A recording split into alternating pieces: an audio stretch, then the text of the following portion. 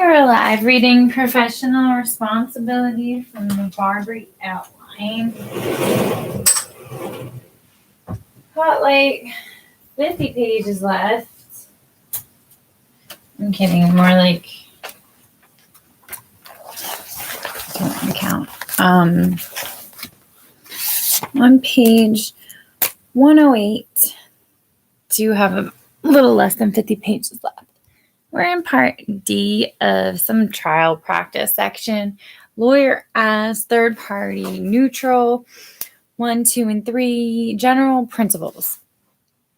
A lawyer serves as a third party neutral when she assists two or more non-clients in resolving a dispute over or other matter that has arisen between them. Model Rule 2.4. Examples of a third party neutral are as arbitrator, mediator, conciliator, or evaluator. Non-lawyers can serve as third-party neutrals, but some court rules require lawyers for some types of cases.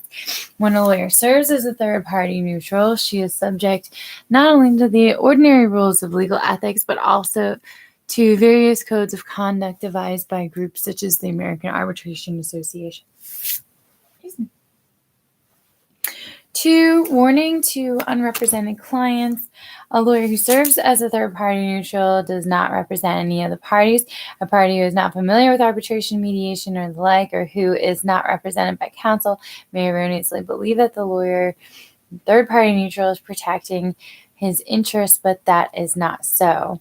The lawyer must therefore clearly explain the situation to the unrepresented party. For example, the lawyer should explain that the attorney-client privilege does not apply to communications between them. 3, conflicts of interest.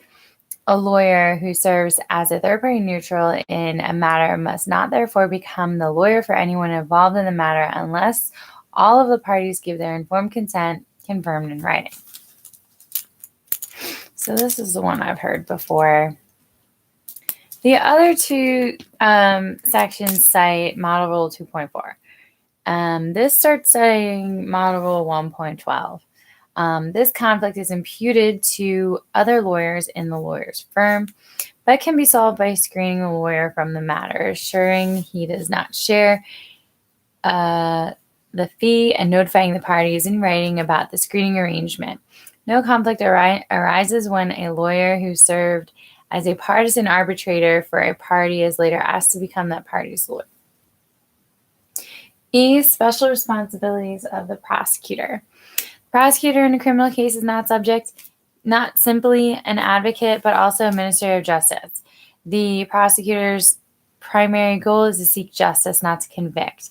Thus, the prosecutor must assure that the defendant is tried by fair procedures and that guilt is decided on proper and sufficient evidence. Local laws may impose additional duties on a prosecutor, and failure to comply with such laws is grounds for professional discipline.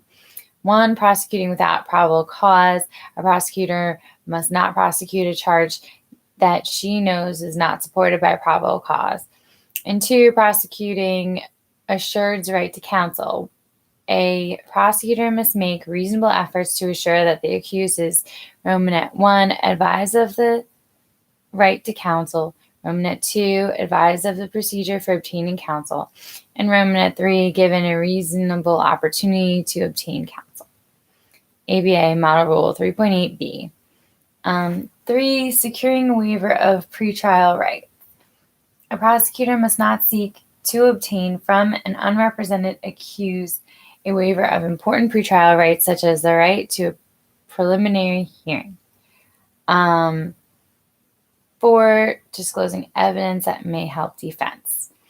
A prosecutor must timely disclose to the defense all evidence and information known to the prosecutor that tends to negate the guilt of the accused or mitigate the degree of the offense. Failure to disclose material information may deprive the defendant of due process.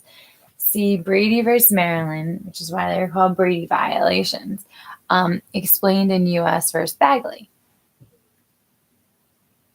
That was a weird noise. 4, disclosing evidence that may help defense. A prosecutor must timely disclose to the defense all evidence and information known to the prosecutor that tends to negate the guilt of the accused or mitigate the degree of the offense.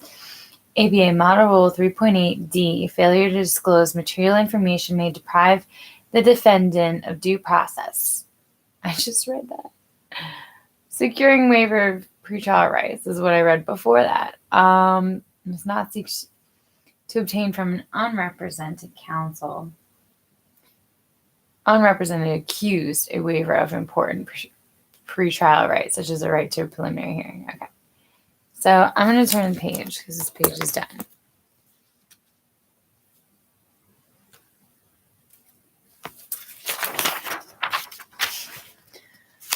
Five, so we're in prosecutors' special duties. 5, disclosing information that may mitigate punishment.